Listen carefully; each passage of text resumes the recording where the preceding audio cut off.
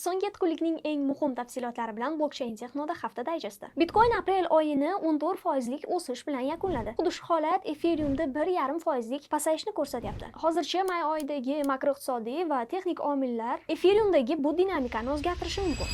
Bitwise hisobotlariga ko'ra, Bitcoin uchun korporativ talab oshishda davom etyapti. Masalan, aprel oyida kompaniyalar 80 mingdan ortiq Bitcoinlarni sotib olishgan. Bundan tashqari, yana 15 ta kompaniya o'z balansiga Bitcoin qo'shib olish haqida xabar qilgan. Tahlillarga ko'ra, 2021-yildan beri yaratilgan kripto loyihalarning yarmidan ko'prog'i, ya'ni 52% muvaffaqiyatsizlik bilan yakunlangan. Ayniqsa 2025-yil bu borada rekord natijani qayd etdi. Masalan, 1,8 mingdan ortiq kripto loyiha faoliyatini to'xtatdi. Kripto bozoridagi tez o'sish fonida minglab loyihalar paydo bo'layotgan bo'lsa ham, biroq bozorga real yechimlar va qiymat bera olmagan loyihalar yiqilishda davom etyapti. Bu esa investorlarga diyor, ya'ni o'zlarining tahlillarini qilish kerakligini yana bir bor eslatadi. Arizona AQShda kriptorezerv yaratgan birinchi shtatga aylandi. Shtat qonun chiqaruvchilari kriptorezerv yaratishga oid qonun loyihasini qabul qilishdi. Endi Arizona davlat fondining 10%ni Bitcoinga yoki boshqa raqamli aktivlarga investitsiya qilishi mumkin. Blockchain va kriptoaktivlarga doir eng so'nggi yangiliklarni Blockchain Techno Telegram kanalimizda kuzatib boring.